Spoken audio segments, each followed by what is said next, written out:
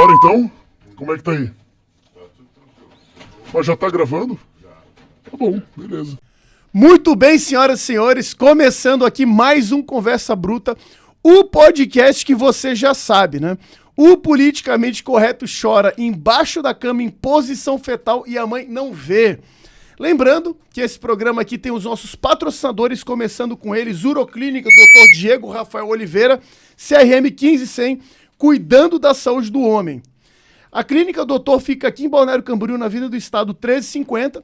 Entre em contato pelos telefones 47 3264 0005 e 47 98817 9134.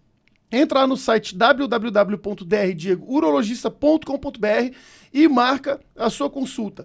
Também temos o patrocínio de Lance Madeira Plástica. Os melhores móveis de área externa são da Lance, de madeira plástica. Entra lá no site www.lance.eco.br, escolhe os seus produtos e faz o pedido através do WhatsApp 47 99232 3393. Entrega para todo o Brasil. Se você mora lá em Juazeiro do Norte, a Lance entrega para você. Também com patrocínio de N2B Chamate Erva Mate, representante exclusivo das marcas Baldo, Canárias e Esmeralda. Opções para varejo, atacado e food service. Entra lá no site www.n2bcomercial.com.br para saber toda a estratégia com chamate, erva mate, palavra difícil, hein? Sachê para infusão e chamate gelado para incrementar no teu negócio. Conheça da N2B. E também com o apoio do Açaí Insano, o melhor e mais recheado açaí da região. O telefone da Açaí Insano é 47 99174 9778. Entrega para Balneário Camboriú e Camboriú. Pede lá o teu Açaí Insano que você não vai se arrepender. E por fim, o nosso Pix, tá? Porque afinal de contas, como disse Flávio Morgenstern, faz o Pix, né?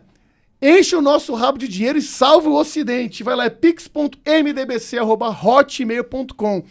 Sem mais delongas, eu quero apresentar aqui o nosso convidado, que é escritor, um cara que há muito tempo eu já estava querendo trazer aqui no Conversa Bruta e finalmente eu consegui tirar o cara das catacumbas lá do interior de Timbó para estar aqui comigo. Muito bem-vindo, Diogo Fontana. Cara, que prazer você estar aqui comigo, velho.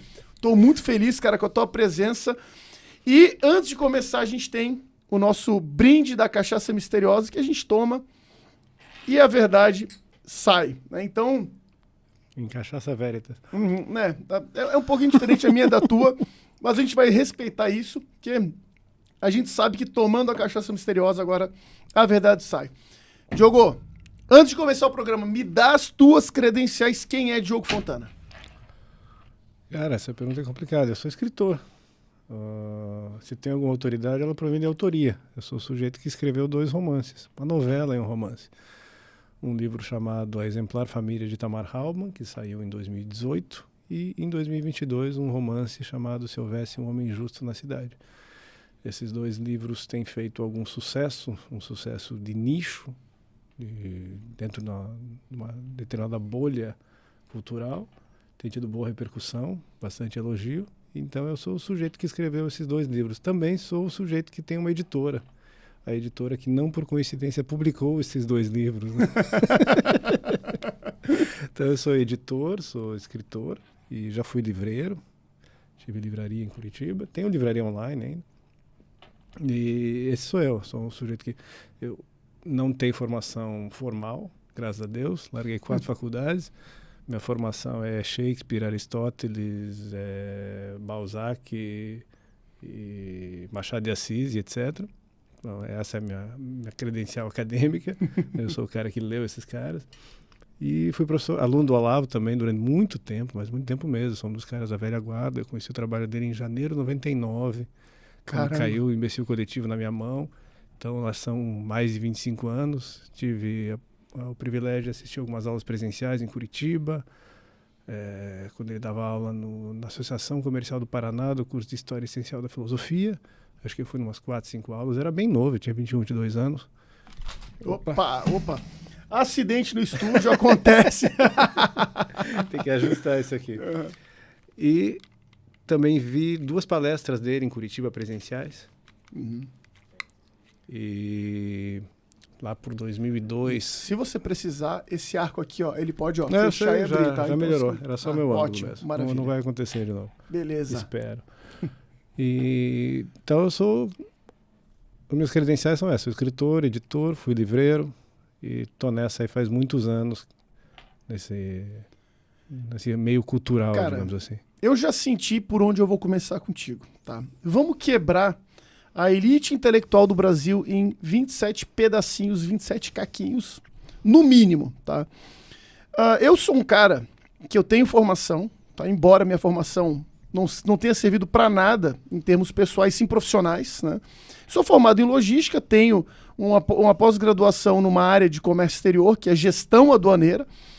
No entanto, eu resolvi fazer mestrado. Quando eu chego no mestrado, que na época custava mais de R$2.000 a mensalidade, que não é qualquer um que tem condição de pagar R$2.000 uma mensalidade do mestrado, eu comecei a observar que os professores do mestrado, eles humilhavam os alunos, parece até que de forma proposital. E aí chegou um determinado momento que eu fui prestar uma banca, e aí quando eu comecei a montar a minha pré-banca, né, eu tava na pré-banca, e aí eu fiz uma citação curta e uma citação longa. A minha citação curta, ela ficou um pouco longa, e minha citação longa ficou uma bíblia. Na hora da apresentação, a professora começou a rir da minha cara, naquele momento. Eu pensei, cara, aí naquela hora caiu a ficha. Que porcaria eu tô fazendo aqui, meu irmão? Porque eu pensei uma coisa, tá? Eu tenho contato comercial na América Latina toda, nos Estados Unidos, região caribenha. Falo, além do português, eu falo espanhol, sei me comunicar em inglês e também falo alguma coisa de italiano. Eu pensei, cara, eu tenho contato com tudo isso, né? Tenho uma condição de vida que acho que eu não preciso fazer o mestrado. Eu meio caí na real, porque eu pensei, cara, essa professora, só porque ela fez um doutorado, um pós-doutorado e se especializou em alguma coisa, ela se acha no direito de me atacar desse jeito. A minha pergunta é a seguinte, cara. O que aconteceu com a nossa classe cultural, a nossa classe acadêmica, para eles arrogarem esse direito de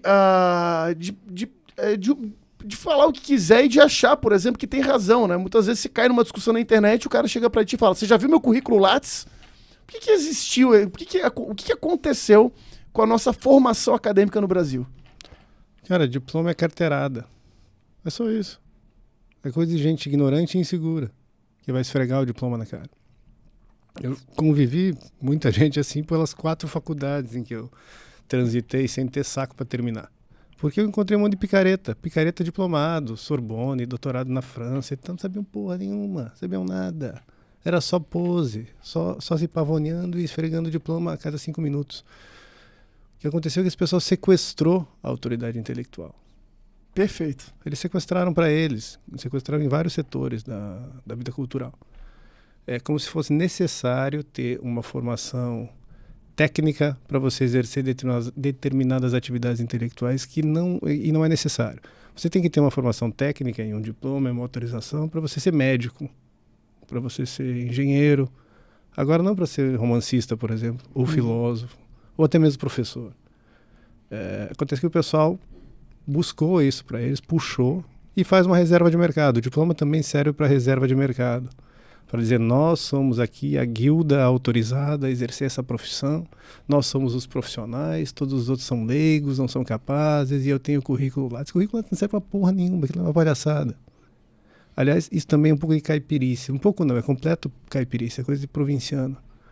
A produção acadêmica brasileira é absolutamente irrelevante para a humanidade. Se você for... Não é para o mundo, é para a humanidade. É, para a humanidade. A gente está pegando o contexto não só temporal, mas histórico. Histórico, sim. Uhum. As universidades brasileiras não produziram praticamente nada, só para não fazer as generalizações, né? Mas praticamente nada que interesse ao resto do planeta. Se você for ver a quantidade de teses que são produzidas no Brasil anualmente, acadêmicas, pelo ChatGPT, quantas delas são citadas nas principais universidades do mundo? Quase nada. É uma fração. Ou seja, o mundo não presta atenção na gente. O mundo não se interessa por esse palavrão todo, por essa papelada toda que é produzida na USP e nas federais, etc. Ninguém está nem aí para isso. E no fundo nem a mãe dos caras lê isso. Se você pegar lá o seu professor, doutor, não sei o que lá, a mãe do cara não tá nem aí pro trabalho acadêmico dele. E eles sabem, eles publicam livros que ninguém lê, eles dão aulas que ninguém presta atenção, porque a plateia é cativa.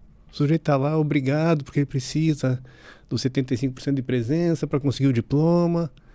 E então, no fundo, todas essas pessoas, muitos dos professores que eu conheci, inclusive estudei em Federal do Paraná. Que beleza, eu também, cara. Federal Santa Catarina, Geografia ainda. Fiz faculdade de História, não era na Federal, fiz História numa particular, não terminei ainda.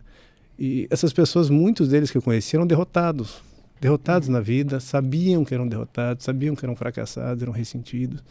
Então é um pessoal que vale aquela frase do Virgílio pro Dante na Divina Comédia, quando eles estão, o Olavo cita muito isso no COF, quando eles estão passando por uma parte do inferno e estão lá os condenados, querendo chamar atenção e gritando. Virgílio fala para Dante, não radionando de lor, guarda e passa. Não presta atenção nesses caras aqui, olha para frente, olha e segue adiante. Então esse pessoal, todo esse palavrão acadêmico, todo esse pessoal que esfrega diploma, mestrado, doutorado, não radionando de lor, guarda e passa. Nem aí para eles. Pô. Se eu precisasse disso para escrever, para abrir uma editora, não precisei. E olha, o livro que eu escrevi é melhor do que o pessoal diplomado, os dois. Eu não tenho dúvida. Nunca fiz curso de escrita criativa, não fiz faculdade de letras.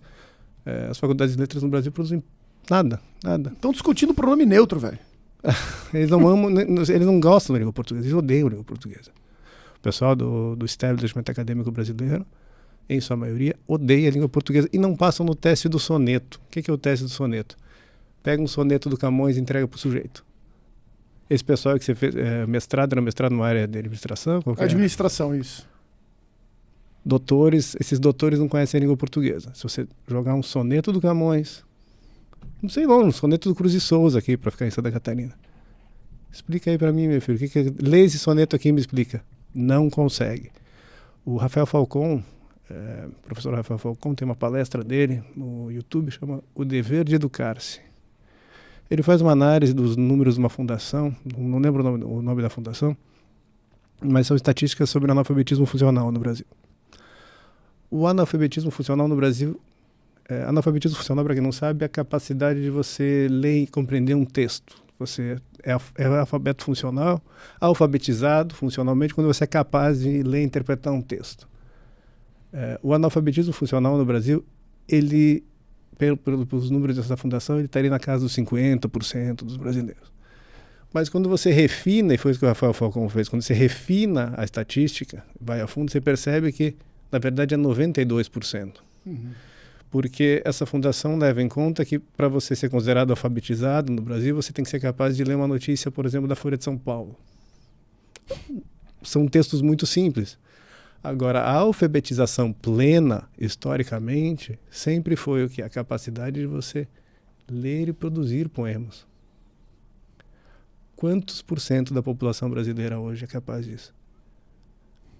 Não é 8%, eu disse que é 92% por esses números, mas você, for rigoroso mesmo, não vai dar 1%. Então, não, esse pessoal não passa no teste do soneto, assim como os 513 deputados federais não passam, os 81 senadores não passam, o presidente da República. Então, essa é a situação. A situação é que um país é um dos países que teve um colapso civilizacional completo e não existe mais sequer uma elite mínima capacitada para dominar a própria língua. A gente vê a diferença entre nós e Portugal. Você vê como um português médio escreve na internet e vê como a elite brasileira escreve na internet, você vê a diferença. Pô, eu lembrei de uma coisa, cara, de uma discussão que viralizou entre dois portugueses, que o Brasil é xingando de filho da puta pra baixo, né? Mas aí os caras discutindo em Portugal, por que não te vais apanhar morangos? Eu vi esse meme essa semana. Cara, é sensacional, assim, né? A forma polida como... Eu gosto de ver, por exemplo, a dublagem, por exemplo, do Goku em Portugal, como é que é. Né? Pô, cara, eles conjugam o verbo direitinho. Porque não vem esticar a lutar, né? Pô, né? Aqui no Brasil, por que você não vem lutar comigo? Né? Não, né? Que lá você respeita uma regra gramatical que no Brasil... As pessoas acham que é frescura. As pessoas acham que é bobagem. Nisso de achar que é bobagem, nisso de achar que é frescura, 100 anos desde do modernismo, né, desde a semana de 22. A língua brasileira no Brasil a língua portuguesa, Rafael Ato falha, a língua portuguesa no Brasil vem sendo diluída, destruída, ao ponto de que em breve os linguistas mesmo já estão propagandeando isso e achando como lindo que a gente vai ter a língua brasileira. Tomara que isso nunca aconteça, porque se o dia a gente tiver a língua brasileira, vai ser o nosso isolamento completo do mundo. A gente ainda tem uma conexão com o mundo, porque nós falamos uma língua originária do latim que tem um representante na Europa, que é de matriz europeia, e uma língua de cultura. E uma língua que tem futuro promissor, aliás. A gente não pode abandonar a língua portuguesa porque as projeções demográficas mostram que em 2100 ela vai ser uma das línguas mais faladas no mundo por causa da alta taxa de natalidade em Angola e Moçambique. Então tem todo um espaço lusófono que daqui a 50, 70, 100 anos pode ter quase 1 bilhão de falantes. O Brasil está com 212 milhões de habitantes. Angola e Moçambique vão ter muita gente falando português nos próximos 100 anos. Portugal é pequenininho, 10 milhões e com problemas lá de reposição populacional. Mas a língua portuguesa pode ter um futuro espetacular, assim, demográfico. Um peso muito importante no mundo. E a gente não pode jogar lá fora. Mas a gente está fazendo isso. Está fazendo isso há pelo menos 100 anos. Porque eu percebo, Diogo, uma coisa que é o seguinte, tá? Vou sendo bem objetivo. As universidades, elas se transformaram em algo também que tem fim em si mesmo, né? Eu vou explicar por quê. Quando eu fazia faculdade de geografia, tinha professor que estudou na faculdade de geografia, fez mestrado, fez doutorado na faculdade de geografia, terminou tudo isso, saiu da faculdade, não. Continuou, porque conseguiu uma boquinha lá dentro, continuou estudando. Ou seja, a vida e o ciclo dessa pessoa está fechado dentro da universidade. Eles não estão criando trabalho e caminhos, por exemplo, para entender a geografia fora da universidade. Da mesma forma em qualquer outro ramo. Eu vejo que tem um descolamento das universidades, da formação acadêmica que você citou. E aí eu falo uma coisa que é o seguinte: o Brasil produz muito. O Brasil produz muita obra de artigos, de dissertações e tudo mais. Só que tudo de caráter questionável. Sempre atrás eu vi na UFRJ, por exemplo, uma mulher defendendo uma dissertação de mestrado, que o texto era, com todo perdão para quem está me assistindo, por favor, né? Cai de boca no meu xoxotão. Quer dizer, tudo isso, de uma certa forma, acaba refletindo na sociedade brasileira também, né? Que, por um lado, acaba se encontrando desamparada por um grupo acadêmico, eu vou dizer dessa forma, né? Porque, eu, por exemplo, tudo aquilo que eu preciso de questões envolvendo o meu trabalho, embora eu tenha feito a minha faculdade na área de logística, a minha pós-graduação, que eu uso alguma coisa, mas a grande parte do que eu aprendi, do que eu faço, vem não só do meu know-how, mas vem da network que eu fiz. Isso a universidade não me ensinou, né? A universidade não vai te ensinar nada que vale a pena para um uso prático. Não vai. No Brasil, pelo menos, não vai. E a maioria dessas pessoas que estão dentro da carreira universitária, elas só querem um emprego. Não é só isso. Isso que você descreveu é o sujeito que ele precisa de um emprego. Ele está arranjando uma boquinha para ele, um feudo para ele habitar, um espaçozinho. E é curioso que essas produções acadêmicas, feudo, espaçozinho, eu tive um professor na faculdade de História que me chamou para iniciação científica, para fazer o estágio lá. E ele tinha o seu feudo na faculdade, ele tinha a salinha dele lá separadinha, que ele ficava lá, isolado do universo. E coitado. E na hora de fazer a pesquisa lá, ele apresentou, tem que escrever um artigo, aqui é tudo pro Lattes, né? Porque ele tem a exigência de pontuação mínima. Então eu era um sujeito cansado, né? Cansado de tudo. Tava lá, eu preciso escrever não sei quantos artigos que ninguém nunca vai ler, que essa é a verdade, que não vão servir para nada. Então ele apresentou o tema, me passou algumas referências e eu, novato, empolgado, ingênuo, vassoura nova que vai mais, cheguei na semana seguinte cheio de referências. Pesquisei referências acadêmicas em inglês sobre o assunto, era sobre a Inquisição portuguesa e espanhola. É um especialista nisso, o professor até entendia bem do assunto. E cheguei lá, não, acho que essas pesquisas mais atualizadas, professor, vamos acrescentar no teu artigo, não sei o que lá. Ele olhou para mim e falou, tá bom de referência, né, Diogo? Ele não queria saber. Ele não estava nem aí para pesquisar, para entender o assunto, para se atualizar. Ele só queria fazer um artigo. Na verdade, o que ele queria? Ele queria que eu e outro rapaz, que fazíamos a iniciação científica, fizéssemos resumo de artigos para daí ele fazer um copy-paste, um embromation e publicar. Hoje em dia nem precisa mais dessa molecada, que o ChatGPT faz isso. Então é tudo uma farsa. Tudo uma palhaçada. O cara finge que... Você lembra do Vampeta no Flamengo? Fingia que jogava. E fingiam que me pagavam. Exato. O pessoal da academia, assim, eles fingem que pesquisam e a reitoria e tal finge que acredita. Finge que tem produção científica. É isso aí. É só fingimento. Só que isso faz mal para a alma dessas pessoas, porque elas vivem numa uma farsa completa, num teatro e numa mentira existencial, porque a vida delas uma farsa. Então, por isso que eles são dignos, assim, de pena, de compaixão. Porém, eles têm que ser desmascarados o tempo inteiro, porque o efeito é nocivo sobre a sociedade. Era nesse ponto que eu queria chegar. Um dos efeitos que é nocivo, que eu não vejo muita gente falar sobre isso, é que é o seguinte: a existência dessa classe de picaretas e farsantes desvaloriza, na visão do brasileiro comum, a atividade intelectual. O brasileiro comum olha para essas pessoas, olha para Marilena Chauí, eu não quero isso aqui para mim, não. Eu tenho horror à classe média. Eu não quero ser isso. Eu não quero ser uma professora da UFSC. Eu não quero ser um professor da UFSC. Eu não quero que meu filho seja isso. E tem razão. É bom que não queira que seja. Só que daí, como essas pessoas simbolicamente representam a vida intelectual, a cultura, a arte, sei lá o quê, acaba que na sociedade brasileira existe uma ojeriza por esses objetos, pela cultura, pela intelectualidade, pelo estudo. Então eles são um mau exemplo. Eles são pessoas que não são a encarnação verdadeira da atividade intelectual, da atividade artística ou da atividade docente, mas eles representam esse papel na sociedade brasileira e dão uma má reputação para essas atividades.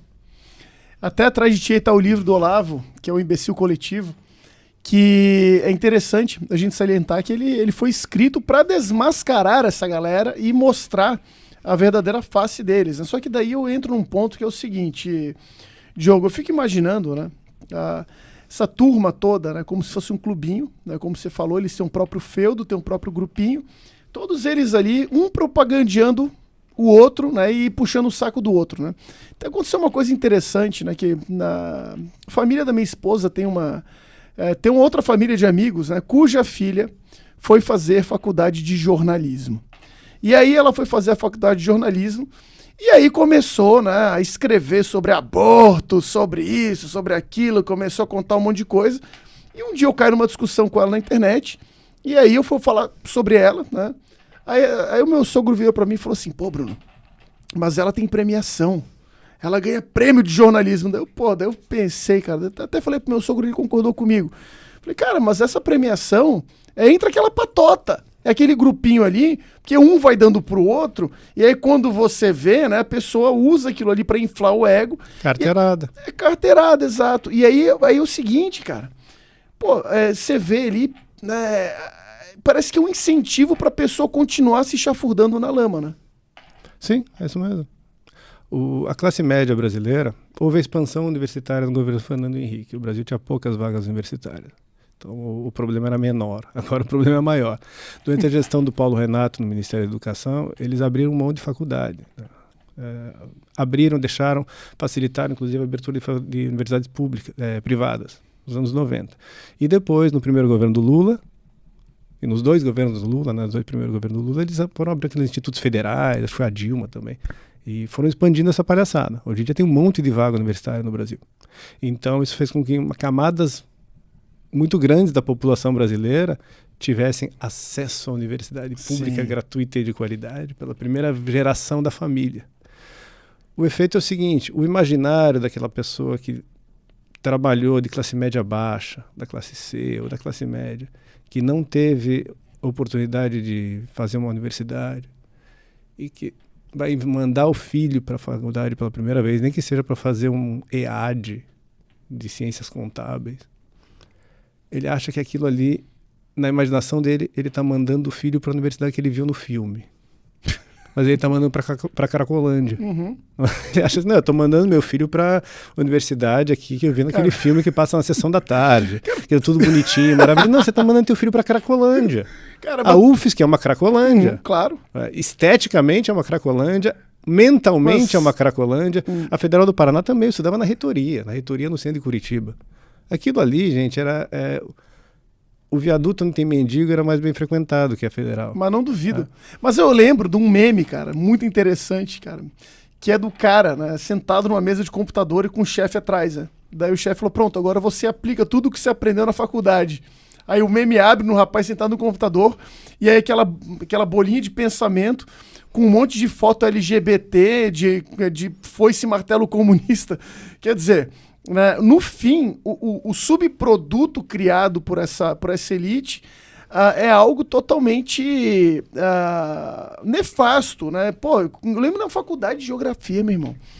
Eu estudei com um rapaz lá do interior de Santa Catarina, na cidade de Braço do Norte, que eu vi o guri virar um militante esquerdista. Eu vi Patricinha, que estudava no Colégio Catarinense de Florianópolis. Eu vi Patricinha virar feminista. Eu vi a menina, nada a ver, que entrou na faculdade, caiu de paraquedas, que o pai mandou fazer federal, escolheu, foi lá nos cursos, engenharia civil, 18/1, não sei o que, tal, jornalismo 16/1, geografia 4/1, vou pra geografia. Eu vi essa menina, por exemplo, virando vegana e ativista do meio ambiente. E aí a gente começa a observar que, na verdade, você falou uma coisa fantástica, que um mendigo tem mais reputação do que esse povo, né? Porque o mendigo entrou nessa vida por uma questão de circunstância. Agora essas pessoas, elas foram induzidas a ir por esse caminho, né? A universidade no Brasil já faz muitas décadas, a escola também, ela não é um instrumento de ensino e também não é um instrumento de doutrinação. É um espaço de aculturação.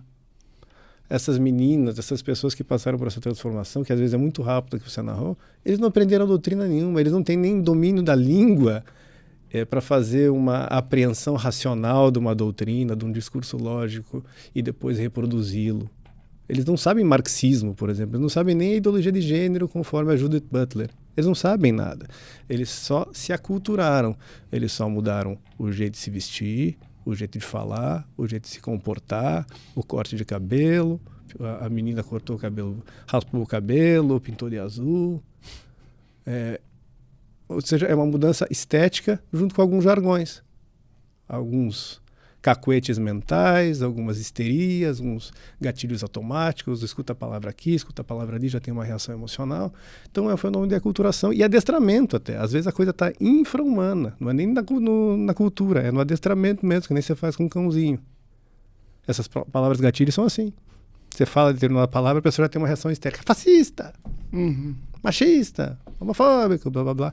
Não está no discurso, não está dentro nem da consciência. É subliminar. E é por isso... Gatilho animal, está na parte cerebral, biológica do ser humano. É pavloviano, né? Reage a estímulo totalmente, né? Mas é interessante, e aí eu quero entrar para falar também sobre o nosso professor Olavo de Carvalho, né? Que eu, comparado a você, eu sou moço, eu sou pirralho, eu sou piá de prédio dentro do que ensinou o Olavo de Carvalho, né? Eu sou da turma do fundão do cofre, para ser bem direto e bem sincero, né? Mas o seguinte, ele causou uma bagunça nessa turma também, Diogo, e aí eu te explico uma coisa que é um entendimento meu, tá? Quando surgiu, por exemplo, Sócrates, Platão, Aristóteles lá na Grécia Antiga, existiam os carnais, os cortelas e os pondés da Grécia Antiga. Existiam os sofistas que criavam uma estratégia de persuasão e toda aquela elite ateniense ficava assim, ó. E aí, de repente, surge um cara como Sócrates, monta o seu punhado de alunos, porque daí eles não estão buscando a persuasão, eles estão buscando a razão. E a partir daquele momento, esses filósofos começam a fazer um estrago naquela sociedade e na elite ateniense. A minha pergunta é direta, clara, concisa. Será que o Olavo de Carvalho, junto com todos esses sofistas modernos no Brasil, o Olavo ele não foi um pouco de Sócrates brasileiro? A analogia vale, inclusive, em relação aos alunos, porque Sócrates ensinou Platão e Alcibíades, então saiu de tudo de lá. E, inclusive, eu acho que os alunos do Olavo que embarcaram no governo Bolsonaro, assim, peito aberto, foram participar do ministério e tal, foi a expedição à Sicília. Foi o grande naufrágio, a grande desilusão política dos alunos do Olavo. Assim Alguns pagaram com prisão. Pô. Assim como houve a desilusão de Platão e de outros alunos de Sócrates quando foram assim se envolver diretamente na atividade política. Então a analogia vale sim. Inclusive uma coisa interessante é que Atenas estava em naufrágio, né? Atenas naufragou, tanto é que quando Sócrates foi condenado à morte, era o governo dos 30 tiranos, eles tinham perdido a guerra do Peloponeso para Esparta, estavam de joelhos. Era um país que tinha colapsado depois de ter sido um grande império. E o Brasil também está em colapso. Só que a civilização e a cultura ateniense floresceram. Tanto é que nessa linhagem de Sócrates, Platão, Aristóteles, décadas depois da condenação à morte de Sócrates, Aristóteles estava lá ensinando Alexandre Magno, que conquistou o mundo. Então, o espírito da filosofia de Sócrates venceu, mesmo que Atenas tenha sido destruída politicamente. E mesmo décadas, séculos depois, né, para onde é que os romanos iam quando eles queriam estudar, no final da República, onde é que Cícero estudou? Na Grécia, em Atenas. Então, Atenas continuou sendo um grande centro. O Brasil não era um grande centro, o Olavo não atuou, por isso que a analogia vale, mas ela não é uma comparação perfeita, porque os sofistas do tempo de Atenas antiga eram muitíssimo mais capazes do que os sofistas do Brasil de hoje, né? Até porque os sofistas daquele tempo não citavam Bertolt Brecht, né? Então era uma situação que o Brasil 212 milhões de habitantes. A nossa produção intelectual é pífia, a produção cultural também é pífia. Aí você vê qual que era a população de Atenas na época. Naquela época que tinha não só Sócrates, mas que teve em general como Péricles, que teve os grandes dramaturgos, Sófocles, Aristófanes, teve Fídias, o escultor. Atenas tinha 40 mil habitantes. Eu moro em Timbó tem 45 mil. Não tem nenhum Fídias lá, não tem nenhum Aristófanes, não tem nenhum Eurípides, não tem e não terá. E isso mostra a vergonha da nossa produção, de quanto ela é pequena para a humanidade. Outro exemplo, Florença, a população da Florença renascentista. Aquela lá, Florença das tartarugas ninjas, né? Donatello, Leonardo. Eu morei lá, conheço bem. Você morou lá? Morei então, lá. Allora, andiamo, parliamo italiano adesso, va. Então, 40 mil habitantes. Os caras fizeram tudo aquilo ali com um punhado de gente. Não precisa de muita gente, só precisa de gente séria que estude. A gente tem 212 milhões de pessoas e não produz nada. A gente produz Anitta. Exporta Anitta. O Brasil é motivo para intervenção internacional, não é a Amazônia. O Brasil devia Mas que Anitta, aquele remédio que mata verme? O Brasil devia receber uma intervenção estrangeira por causa que está exportando funk.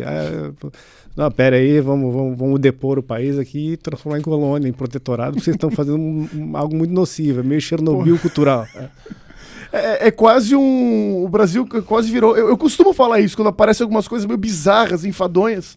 Eu comento nos grupos de WhatsApp que o Brasil não tá virando uma distopia de 1984, não tá virando Admirável Mundo Novo, nada disso. O Brasil tá virando um episódio de South Park. Isso já virou faz tempo. Não, exato, mas por exemplo, né, se você for pegar o filme do South Park, o que causa a guerra entre Estados Unidos e Canadá? O Philip and Terrence, que é algo de aporte cultural. Né, que, os caras não ficam fazendo humor chulo, ficam peidando um na cara do outro. E aí, não, chega, isso tá acabando com os Estados Unidos e começaram a levantar o Blame Canada e tentaram invadir.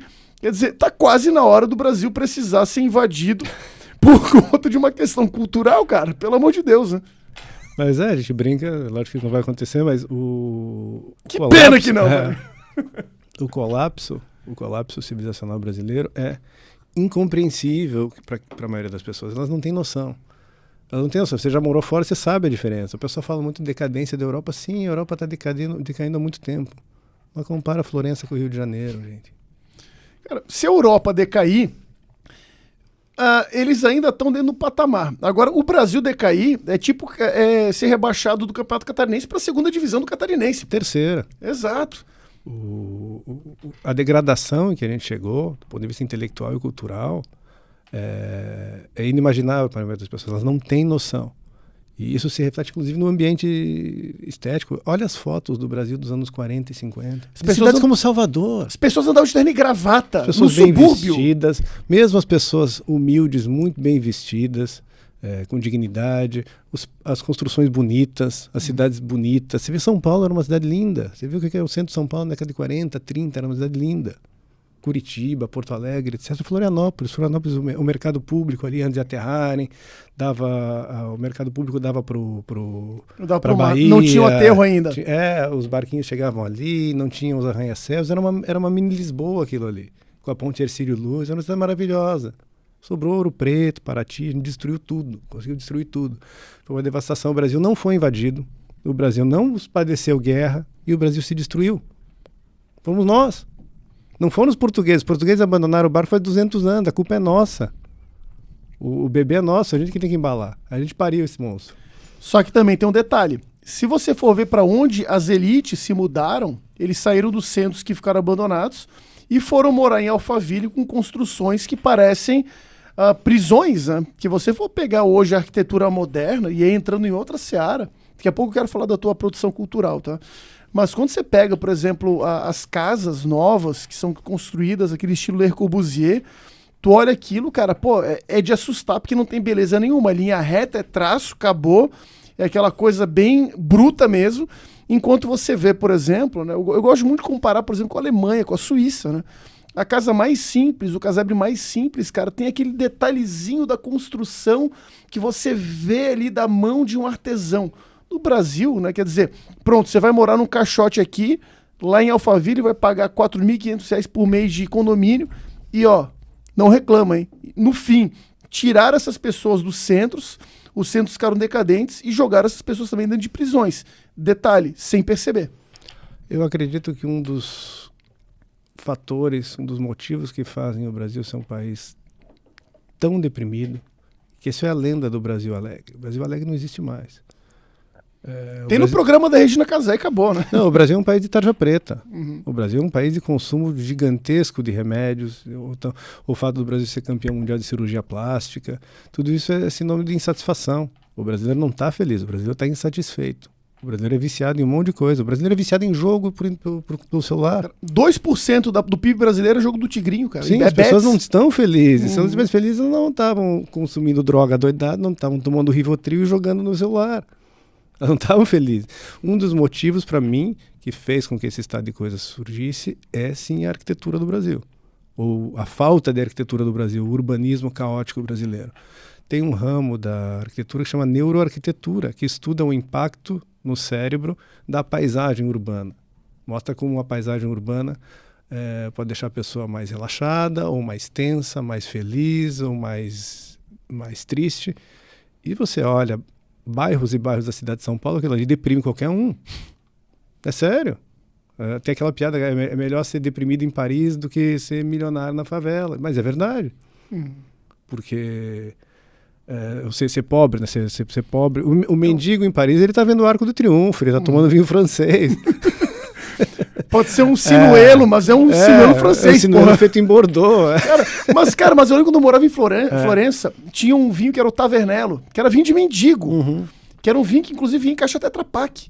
Meu irmão, aquele vinho era uma delícia. Se você pegar hoje, por exemplo, um vinho Aurora, que não é um vinho ruim no Brasil, e tomar, você vai perceber que aquele vinho, ele tem uma qualidade superior ao melhor vinho produzido no Brasil, cara. Claro que eles têm séculos de terroir e tudo mais. A comparação do vinho é imperfeita, mas a analogia é séria para outro propósito. Até estava circulando alguém no X, no Twitter esses dias aí. Diga uma coisa em que o Brasil é excelente. Uma coisa, um produto.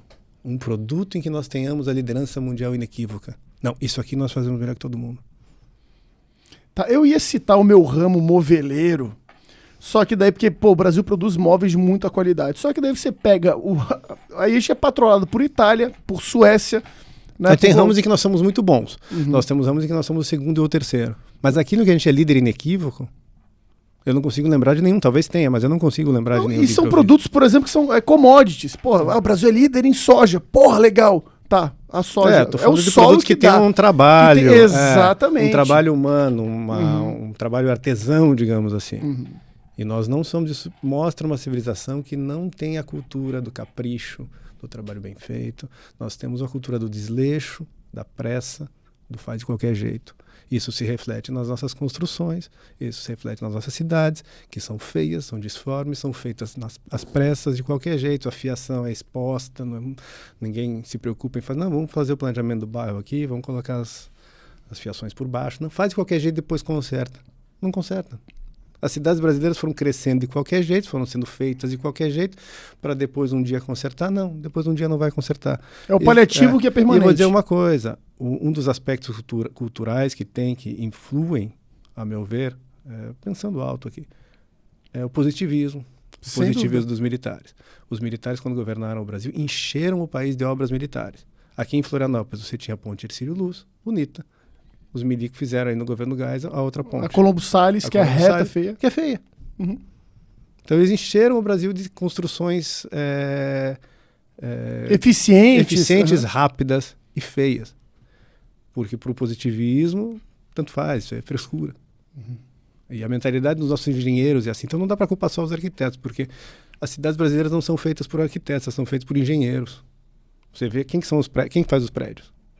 Raros são os prédios ou até as casas de condomínio que são assinadas por arquiteto mesmo. O sonho dos arquitetos é fazer casa, é fazer prédio, eles têm que fazer design de interior. Eles fazem faculdade de arquitetura para virar design de interior ou então para virar vendedor de cozinha da Tokstok, vendedor técnico.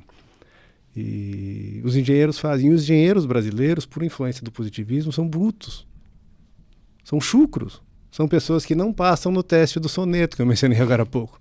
Eles acham que é só matemática. Você morou em Florença. Michelangelo foi arquiteto. Michelangelo não era um arquiteto que só pensava em matemática. O homem era arquiteto, mas ele também era poeta, também era pintor, também era escultor. Ele tinha essa formação completa de todos os setores do saber, né? E aqui, culpa da universidade também, há essa cisão, né? Eu sou de exatas, eu sou de humanas. Aí o sujeito que gosta de humanas não gosta de matemática e vice-versa. Isso é uma estupidez, porque eu dou o exemplo de Michelangelo, né? Ou Leonardo da Vinci. Não, lógico, mas, cara, porque eu lembro que eu chegava em Florença, eu entrava lá na Duomo, cara, eu pegava, olhava pra cima daquilo e pensava, puta que pariu, maluco. Eu fico pensando primeiro o tamanho dos andaimes. Eu penso uma coisa, né? Porque hoje, por exemplo, o cara que vai subir em andaime, o cara que vai subir em andaime é peão, já começa. Mas eu fico imaginando o cara que era o maior pintor da cidade, né, numa cidade de 40 mil habitantes, 200 milhões, o Brasil não consegue produzir um Michelangelo, né? Tem que lembrar isso. E aí o cara subia naquilo. Michelangelo, um Brunelleschi, você tá falando do Domo. Filipe Brunelleschi, exatamente. E aí, pô, o cara vai, sobe naquilo, chega lá em cima, pega o pincelzinho, pega e fica lá. E detalhe, tá? Não pode ter medo de altura, que, meu irmão, se tu pinta daqui a pouco, tu olha lá, pronto, tu já se borra nas calças na hora. Antes de você falar, diretor, eu só quero lembrar uma coisa, tá? Eu tô indo pra minha terceira dose, tá? Terceira dose, tá? Depois falam que eu sou negacionista, tá? Ó, terceira dose, viva o SUS, vamos lá, tá? Então, cadê minha cachaça aí, pô? Quero saber, ó. Tá? Manda aí, desce mais uma aí, por favor. Cara, vamos lá. Você deu o exemplo do Domo de Florença, era interessante, porque ele serve como lição para nós do que nós não temos paciência de fazer. Aquele treco demorou 150 anos para ficar pronto, a Catedral de Florença, né? E houve um esforço imenso daquela sociedade, com doação, com gente trabalhando de forma voluntária, com gerações e gerações se empenhando naquilo para fazer algo que era elevado, que era uma catedral, sem pressa. E que está lá de pé até agora e que Deus queira fique eterno, de pé até o fim dos tempos, porque aquela cidade é maravilhosa. E nós não temos essa mentalidade. A gente pensa Você faz uma obra na tua casa que fica pronta amanhã. Sim, não tem essa... Eu acho, isso é uma tese rasteira, assim, até irresponsável falar assim, mas é um programa, tudo bem, não é um livro. Eu acho que o fato do Brasil ter poucos mosteiros, historicamente, explica em parte isso. Nós não trouxemos os mosteiros. E durante o Império, os mosteiros foram estrangulados pelos governos. E tanto é que chegou na proclamação da República que tinha meia dúzia de monges no Brasil. E a Europa tem 1000 anos de tradição de mosteiros, até mais, né? Monte Cassino é século V. E o monge é o sujeito que fica lá com paciência, ora et labora, faz tudo muito bem feito, com um espírito de entrega, de abnegação, sem pressa, pensando na próxima geração e na outra geração. É aquele, acho que é ditado árabe, do sujeito que planta tâmaras. Eu não sei como é que é o ditado. Sim, na verdade é um provérbio japonês, né? Japão, né? Isso, que daí mas por que você tá plantando tâmara se você não vai comer? Daí o cara fala, não, eu tô plantando porque se ninguém fizer isso hoje, amanhã ninguém come. Eu moro em Timbó, você conhece Timbó? Timbó é uma cidade que no verão bate 37, 38 graus. É um calor subsaariano terrível. A cidade não tem árvores. Porque acho que ninguém se dá trabalho. Se a gente urbanizar, se a gente plantar árvores pela cidade inteira, vai demorar 30 anos para as árvores ficarem grandes e sombrearem. Então, foda-se, não vou fazer essa obra nunca. Mas o cara precisa pensar na eleição daqui a 4 anos. Né? Mas nem os particulares, nem as pessoas privadamente pensam dessa forma. É sempre uma coisa... É curta, então tem muita coisa para a gente mudar a nossa cultura. Quando eu falo isso, eu não falo da posição de quem está de fora, julgando a cultura brasileira como um estrangeiro que veio aqui e vai catequizar os índios. Eu não sou o José de Anchieta, que era exatamente isso, um estrangeiro que veio aqui para catequizar os índios e fez um trabalho maravilhoso.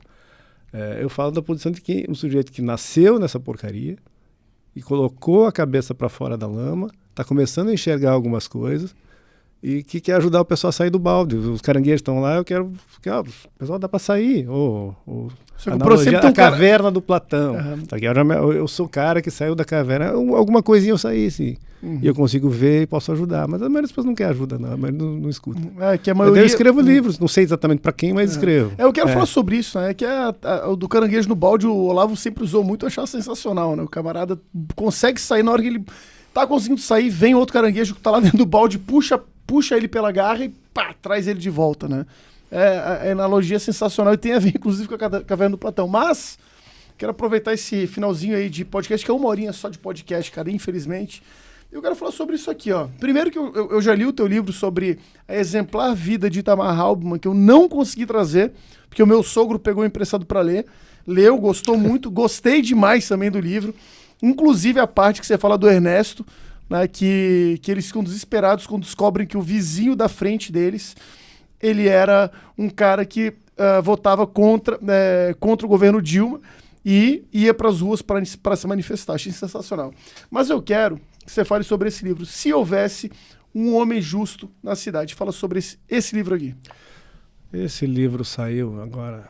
em maio de 2022, já faz 2 anos e pouco. Ele está vendendo melhor que o primeiro. Eu fiquei surpreso, achei que não fosse acontecer, porque ele é um livro mais difícil de ler. Eu escrevi com uma linguagem mais elaborada e me arrisquei um pouco, não só na linguagem, mas no tema, porque eu escrevi sobre a Venezuela. É um país que eu não conheço, que eu não visitei. Então, demandou pesquisa e substituição imaginativa. Mas eu acho que eu fiz um trabalho bem feito, porque os venezuelanos que leram gostaram, elogiaram. Legal. Então, é bom sinal.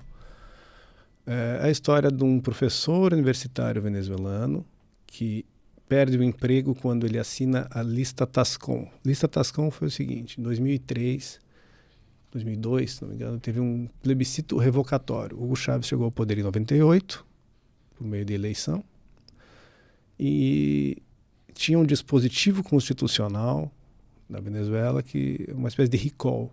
Se você juntasse a assinatura de um percentual do eleitorado e fizesse uma petição, era convocado um plebiscito de sim ou não, um referendo, acho que é plebiscito, não lembro a diferença exatamente.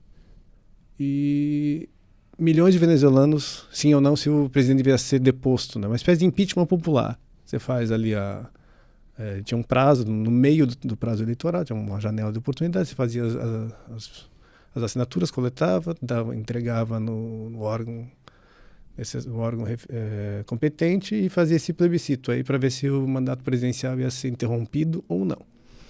Foi feita essa coleta de assinatura, foi entregue. O que eles fizeram com isso? O Chávez não foi empichado, a gente sabe que não foi. Eram cerca de 2 milhões de assinaturas. Um deputado comunista, Luiz Tascom, vazou essa lista com o nome de todas as pessoas que tinham pedido a saída do Hugo Chávez, que eram mais ou menos 2 milhões, na internet. E começou uma perseguição a essas pessoas. Essas pessoas começaram a ser exoneradas do poder público. E no caso, o meu protagonista era um professor universitário que perdeu o emprego por causa disso. Ah, você assinou a lista Tascom? Você queria que o Hugo Chávez saísse do governo? Você está fora, você não tem emprego. E a iniciativa privada começou a ter medo também de empregar essas pessoas, para não ser perseguida. Porque aquela história, quando o governo quer perseguir, às vezes ele vai lá e manda o bombeiro e te multar porque não tem um extintor de incêndio 1 centímetro para lá, 1 centímetro para cá. Então, esse tipo de cinismo que acontecia na Venezuela, aconteceu. Então, essa é a história de um professor universitário que perde o emprego, depois ele vira uma espécie de pária social, porque ele não consegue uma colocação mais adequada, mas a coisa vai indo, que ele vai conseguindo de bico ali, vai dando aula particular, ensino médio, aula de reforço, e consegue sobrevivendo razoavelmente bem até por volta de 2015, 2016, quando colapsa de vez. Porque no tempo do Hugo Chávez, a Venezuela ainda estava habitável por causa do preço do petróleo. Sim. O barril estava batendo lá $150 o barril, e depois ele despencou. Além do barril do petróleo despencar, eles destruíram a indústria petrolífera na Venezuela, né? A capacidade de extração da estatal deles, esqueci o nome lá da estatal. É porque a PDVSA, Isso. a PDVSA ela começou a não ter mais dinheiro para fazer manutenção básica em equipamentos. E aí começou a ter um processo de sucateamento e, por consequência, começou a diminuir a capacidade de extração de Então petróleo. eles extraem pior, extraem menos e o petróleo ficou mais barato. Então as divisas sumiram, o país acabou. Virou farelo. E daí nisso o protagonista chega ali por volta de 2016, 2017 e ele vai ter que ir embora. Agora a fome está batendo na porta.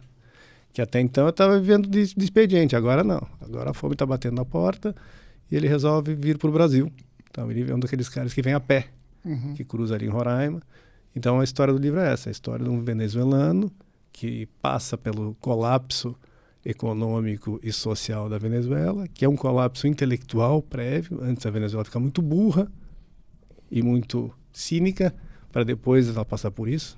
Primeiro é um problema espiritual prévio, e aí ele tem que vir para o Brasil, e o livro começa com ele morando naquela operação acolhida, né, em Boa Vista, na praça lá, dormindo numa tenda, tomando sopão, comendo comida ali que a igreja dá, que a prefeitura dá, sei lá. Então essa é a história do Se Houvesse um Homem Justo na Cidade.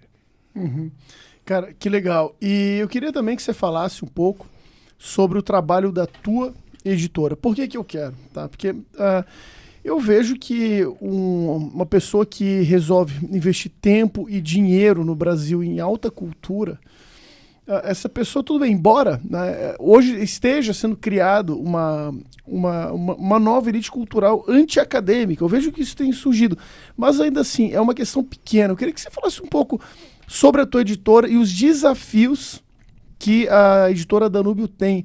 Porque, cara, eu vou te falar uma coisa, cara, pra mim você faz um trabalho de tirar leite de pedra, né? Falar sobre alta cultura no Brasil, que é o país que defende, por exemplo, que a Portuguesa de Desportos não vá pra falência, mas quer que editoras, por exemplo, como a sua, quebrem, né? Como é que é esse desafio?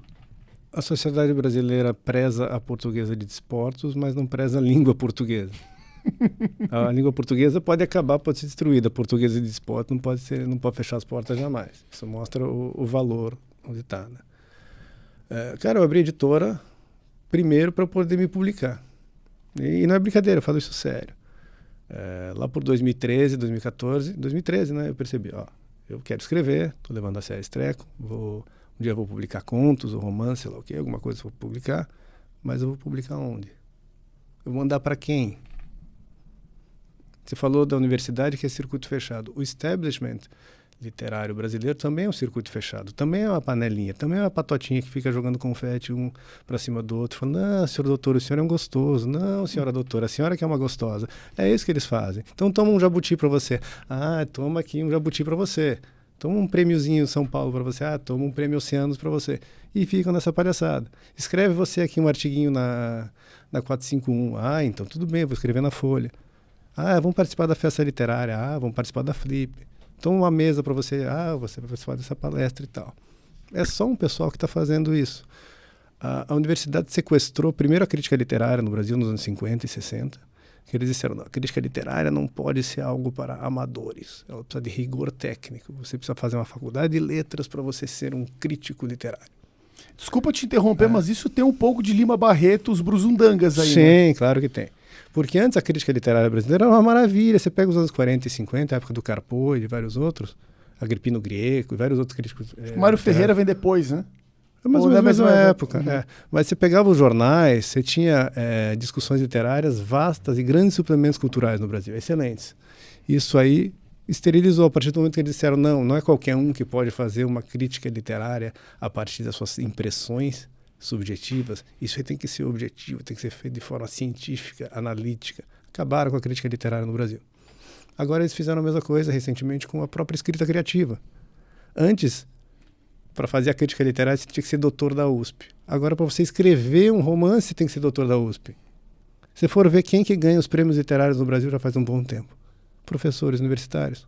Cristóvão Tesa, professor universitário. Itamar Vieira Júnior, professor universitário. Jefferson Tenório, professor universitário. Então eles criaram um circuito em que são professores universitários que escrevem os livros, são professores universitários que publicam os livros, que são os executivos e os editores das grandes editoras brasileiras, são professores universitários que formam a banca de avaliação dos prêmios literários e são professores universitários que escrevem nos suplementos culturais. Eles tomaram conta de tudo. Então eu pensei, eu vou mandar o livro para quem? Se eu não faço parte desse joguinho, se eu larguei as 4 faculdades, eu não tenho chance. E se eu também não sou filiado ao PT? Porque também conta essa carteirinha. Claro. Eu vou ter que fazer por fora. Eu não sou nenhum anti-acadêmico, eu sou um para-acadêmico, eu estou de lado. Eu não radionando de louro, mas guarda e passa. Eu tô caminhando de lado. Você está atravessando o inferno de Dante. Isso. Uhum. E de forma dissidente, porque qual que é a diferença entre o establishment literário brasileiro e o da União Soviética? São só duas. Na União Soviética, para você escrever um livro e ser publicado, você tinha que ser membro do Sindicato dos Escritores, que ia te dar uma autorização para você escrever. Então, você só podia escrever obras que fossem autorizadas pelas diretrizes do partido. E provavelmente Vogelin e Dostoiévski não se encaixariam nisso. Não, de jeito nenhum. Dostoiévski foi antes, né? Mas se ele fosse vivo... Não, se vivo, lógico. Sim, lógico. o Solinetsyn não conseguia publicar na União Soviética, tinha que contrabandear os textos dele. Ele estava preso, aliás, coitado. Então você tinha que ser membro do Sindicato dos Escritores para poder escrever. No Brasil não precisa disso. Mas mesmo assim, se você não for objetivamente um aderente das linhas estéticas que eles adotam, que no caso é das minorias, supostas minorias e da esquerda diversitária, se você não escrever livros sobre esse mimimi, você não vai ser publicado pela Record, pela Companhia das Letras, ou muito dificilmente vai ser publicado, não vai. Então existe um bloqueio informal, ele não é legal como era na universidade. Então essa é a primeira diferença, que não tem nenhuma lei dizendo que você não pode escrever, mas a prática comercial mostra que você não vai ter espaço. Então eu sabia que eu não ia ter espaço, por isso que eu abri uma editora para me autopublicar. A segunda diferença da União Soviética para agora é que hoje em dia existe impressão digital e internet.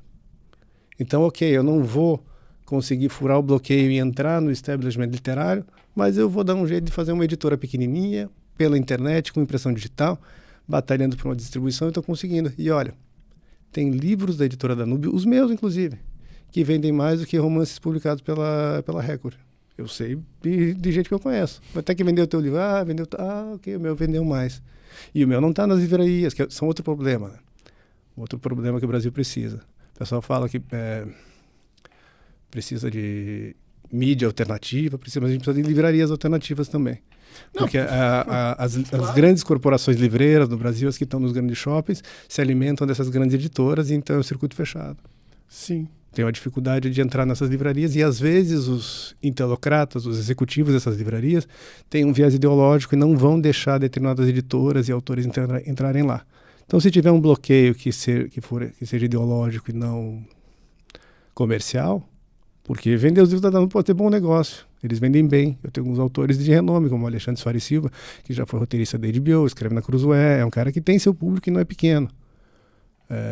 Então é bom negócio. Mas se a pessoa bloquear, mesmo sendo bom negócio, não quer por ideologia, a gente vai ter que fazer as livrarias. A gente precisaria de uma rede de livrarias assim que não tivesse nenhum bloqueio ideológico. Sensacional. A gente vai encerrar o programa. Eu quero só pedir 2 coisas pro diretor. Eu vou tomar minha última dose, porque hoje eu tô comemorando 10 anos de casado. Hoje, no dia da gravação desse programa, 10 anos de casado, eu vou tomar mais uma dose, sim. E uma segunda, diretor, eu vou precisar de uma caneta, tá? Segunda não, quarta, né? Eu já tô falando, é em dobro hoje, o negócio é em dobro. E eu quero uma caneta também para poder fazer da mesma forma que o Paulo Briguet teve aqui. Paulo Briguet, inclusive o livro dele, Nossa Senhora dos Ateus, está aí atrás de você. Ele autografou ao vivo. O Pedro Pôncio, ex-MST, teve aqui no programa, autografou ao vivo. Então é uma coisa que eu faço muito questão, que o autor do livro, né, para eu poder ter registrado não só o autógrafo, mas também isso ao vivo, porque eu espero, né, aí vou ser bem sincero para ti, Diogo, eu espero que essa live continue, perdure. Eu tenho um canal no meu nome, né, no YouTube. Eu espero, logicamente, né, pode dar um strike, pode acontecer alguma coisa, mas eu espero sinceramente que se mantenha no ar esse programa. E o dia, né, eu espero morrer, né, com 120 anos de idade, eu espero morrer velho, né, desfrutar muito dessa vida, viver muito das bênçãos de Deus, mas eu espero que meus bisnetos, trinetos e tataranetos um dia olhem para esse acervo na internet e falem, né, a herança, eu vou mostrar aqui pro pessoal, eu espero que a herança que eu vou deixar com eles, que é a minha cultura, que são os meus valores, os meus princípios, a minha base, mas também a biblioteca que eu tenho em casa. Eu espero que isso fique para os meus bisnetos, trisnetos, tataranetos, o que seja. E aí eles vão pegar os livros e vão abrir e vão olhar assim, caraca, velho. Pô, o Bruno, o meu bisavô, meu trisavô, tinha um livro assinado por esse cara. Esse cara devia ser... Pô, o meu bisavô, meu trisavô deveria ser pica. E eu vou te falar por que eu tenho esse hábito. O Aloysio Gentil Branco, que foi um escritor foi um crítico literário que você deve conhecer. Já ouviu falar em Aloysio Gentil Branco ou não? Não. O Aloysio Gentil Branco era meu tio. E ele era crítico literário do jornal o Globo. E ele tem uma biblioteca em casa, né, só que esse meu tio faleceu em 1987. E dentre os livros que estão lá, tem um livro que os meus primos até hoje, eles mostram esse livro com muito orgulho, que é um livro do Machado de Assis, autografado, com dedicatória. Então, por isso que eu faço questão. O livro do Shinobil, que está aí, também tem assinatura do Rafael Fontana. Ana Campagnolo também tem assinatura dela. Né? Infelizmente, eu não consegui a assinatura do Olavo para os livros dele, né? Mas todos os Diogo Fontana que eu tenho estão. Então, tá aqui, ó, só para mostrar. Né? Eu sei que não dá para fazer o zoom, né? Mas tá aqui. Ó, amigo Bruno Alemande. Em agradecimento ao carinho e apoio, um grande abraço, Diogo Fontana. Cara, eu quero agradecer demais. Infelizmente, a gente já estourou nosso tempo, né? Mas quer falar alguma coisa rapidamente que não foi dito aqui no programa? Não, acho que é isso. Acho que é isso aí. Gostei, obrigado pelo carinho, pelo apoio, pelo convite e não vamos estourar mais o tempo aí. Não, vai falando que eu preciso tomar minha cachaça. Né? Você falou disso de ter livro, então eu lembrei, eu tenho do meu avô materno, eu tenho um romance da Raquel de Queiroz com dedicatória. Uhum. Então eu sei qual que é a sensação. É o que eu quero deixar adiante, porque querendo ou não a gente acaba passando esse legado para os filhos, né, e tendo uma criação de uma formação de alta cultura, eu acho que as próximas gerações estão salvas. Não sei se você concorda comigo. É o único caminho, é a família que transmite. A primeira transmissão é familiar, né? Principal, o bom exemplo da leitura e tudo mais é dentro da família. E é por isso que querem destruir a família. A família é uma unidade econômica e uma unidade de transmissão cultural. Uhum. Perfeito, cara. Eu gostei dessa definição. Cara, obrigado de verdade, tá? Infelizmente a gente vai ter que encerrar o programa. E já que a gente está encerrando o programa, queria muito agradecer aos nossos patrocinadores aqui do Conversa Bruta. Vamos começar com eles, Uroclínica do Dr. Diego Rafael Oliveira, CRM 1500, cuidando da saúde do homem. A clínica do doutor fica aqui em Balneário Camboriú, na Avenida do Estado 1350. Os telefones 47 3264 0005 e também no WhatsApp 47 98817 9134. Acesse lá www.drdiegourologista.com.br para conhecer as especialidades e também marcar a sua consulta. Também com patrocínio de Lance Madeira Plástica, os melhores móveis de área externa. Acesse www.lance.eco.br, escolhe o seu produto e entra lá em contato com o comercial pelo 47 99232 3393. Entrega para todo o Brasil, inclusive para você que me assiste lá de Araripina. tá bom? Você que me assiste lá de... Fala uma outra cidade que você conhece aí. Bem longe, bem nos cafundós do Brasil. Oiapoque. Oiapoque. Se você mora em Oiapoque, meu irmão, em Oiapoque, a Lance entrega pra você lá também. Também com patrocínio de N2B Chamate Erva Mate, representante exclusiva, ó, dessas duas marcas aqui, Baldo Canárias e também Esmeralda. Opções para varejo, atacado e food service. Erva mate, chamate em sachê para infusão e chamate gelado. Para conhecer melhor da operação da Baldo, entra lá em www.n2bcomercial.com.br. E finalizando com o apoio de Açaí Insano, o melhor e mais recheado açaí da região. Pede o seu açaí pelo WhatsApp 479-9174-9778. E entrega para Balneário Camboriú e Camboriú. E também o nosso Pix, que é o pix.mdbc@hotmail.com. Tá bom, pessoal? Forte abraço, fique com Deus e até o próximo Conversa Bruta. Valeu! E aí, foi bom? Foi ótimo. Cara. Aqui com o microfone. Aham.